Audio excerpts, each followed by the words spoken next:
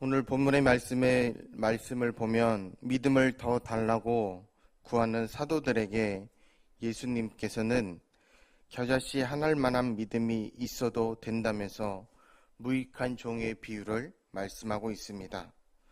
5절 말씀을 보면 사도들이 주께 여짜오되 우리에게 믿음을 더하소서라고 말씀하고 있습니다. 왜 사도들은 예수님께 더 많은 믿음을 구하고 있습니까? 1절에서 4절 말씀에 보면 그 이유를 알 수 있습니다. 예수님은 제자들에게 살아가면서 실족하게 하는 일이 없을 수는 없지만 남을 실족시키는 자는 화가 된다고 말씀하고 있습니다. 그가 이 작은 자 중에 하나를 실족하게 하면 차라리 연자 맷돌이 그 목에 매여 바다에 던져지는 것이 낫다고 말씀합니다. 여기서 작은 자는 믿음이 연약한 초신자인 다른 제자들을 말하고 있습니다. 실족이란 새나 짐승을 잡기 위해 놓은 덫이나 올무, 또한 파놓은 함정을 의미합니다. 이 말이 사람에게 쓰여졌기 때문에 사람들로 하여금 죄를 짓도록 유혹하는 모든 행위를 말합니다.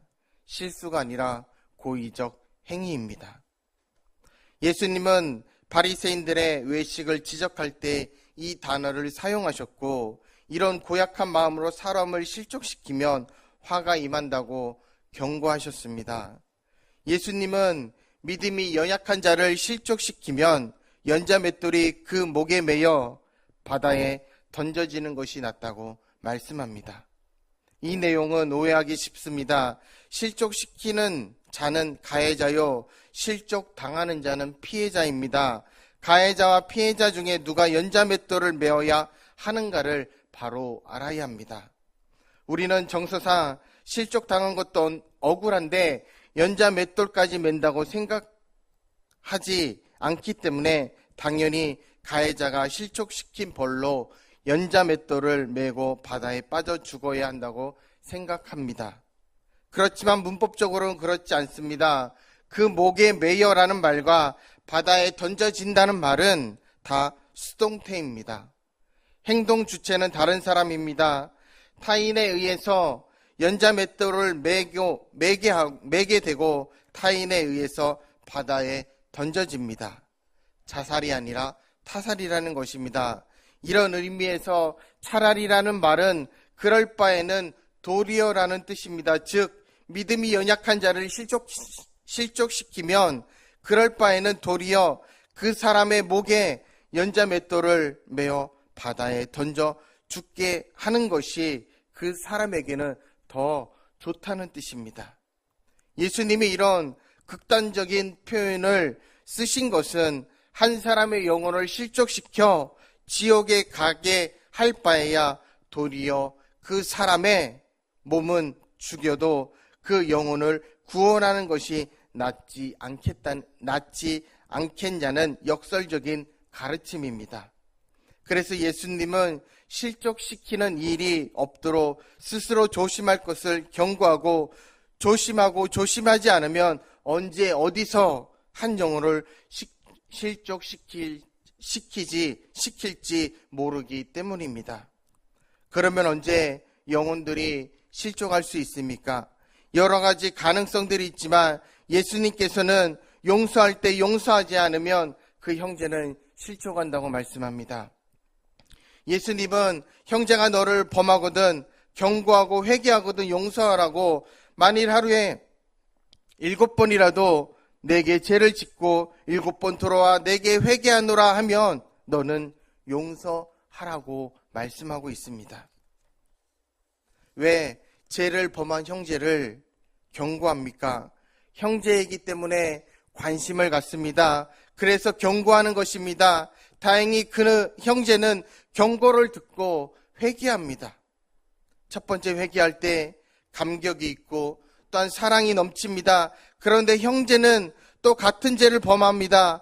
이 일이 2번, 3번 반복한다면 형제 간의 신뢰는 무너지지 않겠습니까?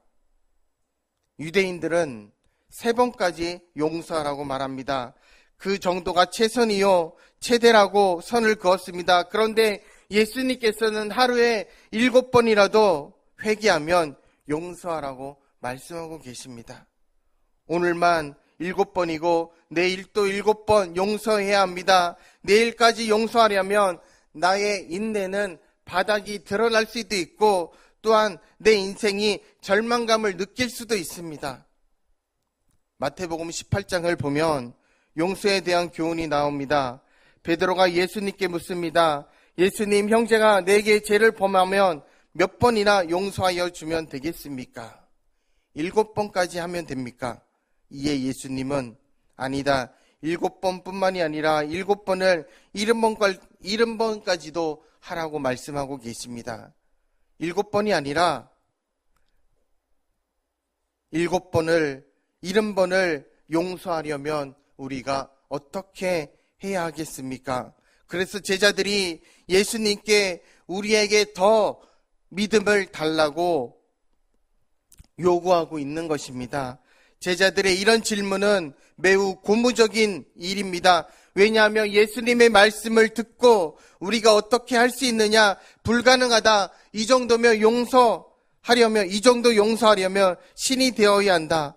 예수님 정도면 할 수 있지 않겠냐? 우리가 할 영역은 아닌 것 같다. 제자들은 부정적으로 접근하지 않았고 예수님의 제자로 이런 용서를 하고 싶었습니다. 그래서 우리에게 더 큰 믿음이 필요하고 더 큰 믿음이 주어진다면 우리도 하루에 형제를 7번 용서할 수 있지 않겠냐고 생각했던 것입니다. 그래서 첫째로 겨자씨 하나만한 믿음입니다. 예수님은 6절에서 이렇게 말씀합니다. 주께서 이르시되 너희에게 겨자씨 하나만한 믿음이 있었더라면 이 뽕나무더러 뿌리가 뽑혀 바닥에 심기어 하였을 것이요 그것이 너희에게 순종하였으리라. 겨자씨 하나만한 믿음의 능력이 무엇입니까? 뽕나무더러 뿌리가 뽑혀 바다에 심겨라면 땅속 깊이 뿌리 내린 뽕나무가 스스로 뽑혀 바다에 심겨진다는 말씀입니다. 예수님은 믿음을 구하는 제자들에게 뿌리가 뽑힌 뽕나무가 바다에 심겨지는 말씀을 하고 있는 것입니까? 마태복음 17장 20절이나 마가복음 11장 23절에는 산으로 표현하고 있습니다. 이르시되 너희 믿음이 작은 까닭이니까 진실로 너희에게 이르노니 만일 너희에게 믿음이 겨자씨 하나만큼만 있어도 이 산을 명하여 여기서 저기로 옮겨지리라 하면 옮겨질 것이요 또 너희가 못할 것이 없으니라. 산이나 뽕나무나 땅에서 바다로 옮겨지는 일은 사람이 불가능해 보이지만 하나님께서는 하실 수 있는 일입니다. 즉 겨자씨 하나만한 믿음의 역사를 말씀하고 있는 것입니다. 그 놀라운 역사의 주체는 바로 하나님이시기 때문에 이런 의미로 어떻게 사람이 하루에만 7번 용서할 수 있을까? 7번을 70번씩 용서할 수 있을까? 이것은 마치 뽕나무가 뽑혀 바다에 심겨지는 일과 같습니다. 그런데 예수님은 이런 기적 같은 일을 할 만한 믿음은 더 큰 믿음을 소유한 것으로 되는 것이 아니라 겨자씨 하나의 믿음으로도 충분하다고 말씀하고 있는 것입니다.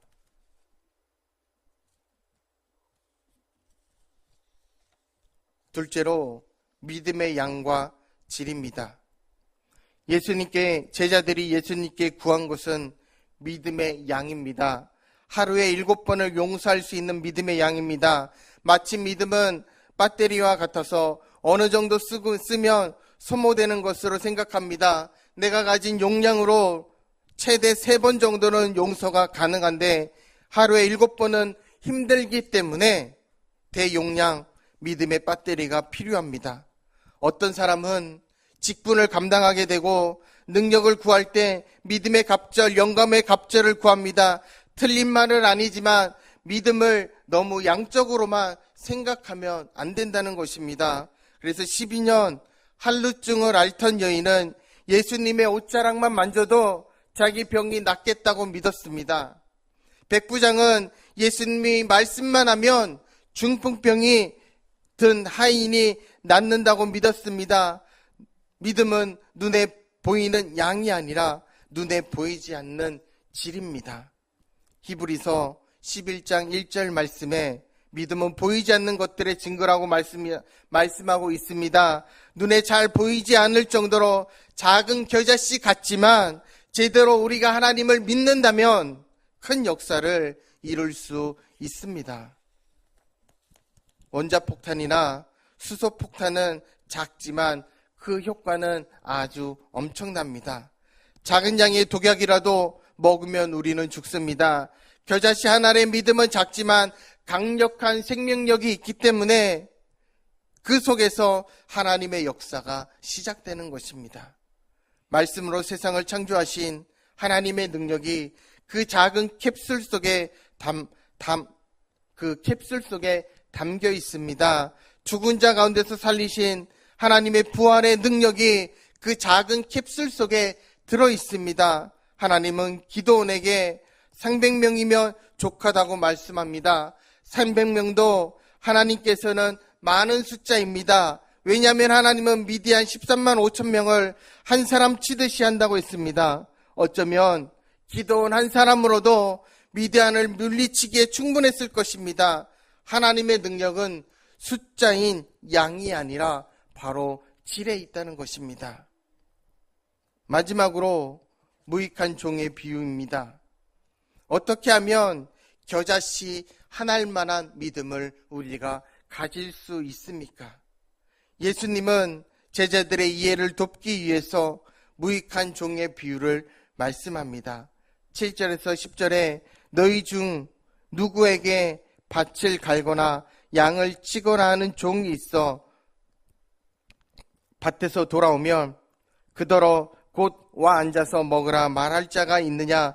도리어 그더러 내 먹을 것을 준비하고 띠를 띠고 내가 먹고 마시는 동안에 수종 들고 너는 그 후에 먹고 마시라 하지 않겠느냐? 명한 대로 하였다고 그 종에게 감사하겠느냐? 이와 같이 너희도 명령을 받은 것을 다 행한 후에 이르기를 우리는 무익한 종이라 우리가 하여야 할 일을 한 것뿐이라 할지니라. 이 말씀은 주인과 종의 관계입니다. 주인은 종에게 명령한 대로 잘했다고 해도 감사하지 않습니다. 왜 감사하지 않습니까? 밭을 갈거나 양을 치는 일은 종의 일입니다. 종에게 맡겼습니다. 당연히 종이 할 일입니다. 이 비유에서 밭 갈고 양 치는 일은 아마도 형제를 계속 용서하는 일로 보입니다. 이렇게 형제를 용서하는 일은 주인이 종에게 맡긴 일이고 이런 용서는 주인이 종에게 시킨 일이며 이에 종은 주인이 시킨 대로 했을 뿐입니다.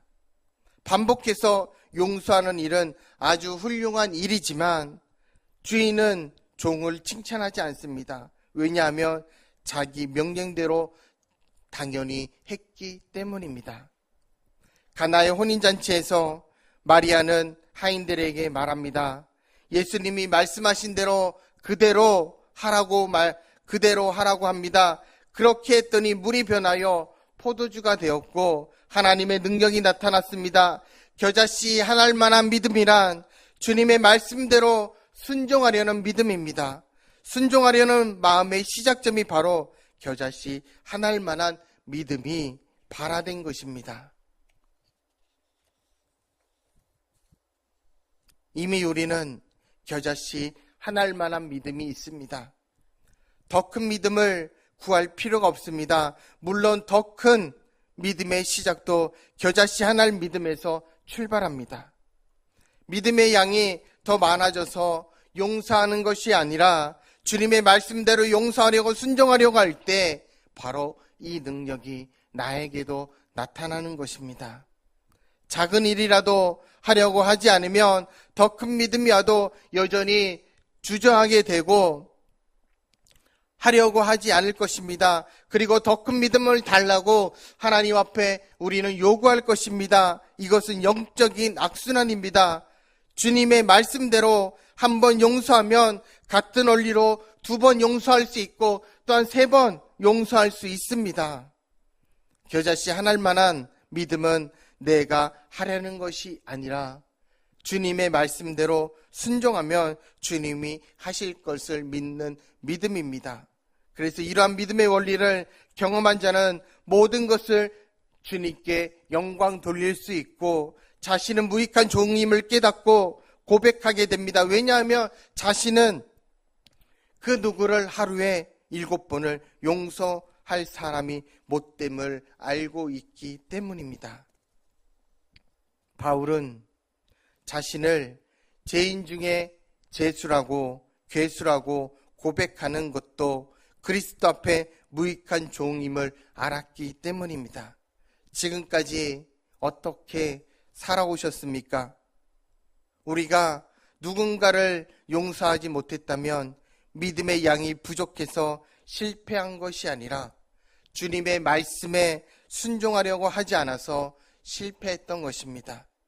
지금부터라도 주님의 말씀이라면 어느 것이든 순종할 수 있는, 그렇다면 그렇게 순종하고 나아갈 때 나에게도 하나님의 놀라운 일들이, 하나님의 놀라운 역사의 능력이 나를 통해 반드시 나타나게 될 것입니다. 그 후에 무익한 종임을 깨닫고 고백하며 하나님 앞에 믿음으로 승리하는 우리 청신제일교회 모든 성도님들이 되시길 주님의 이름으로 축복합니다. 기도하시겠습니다.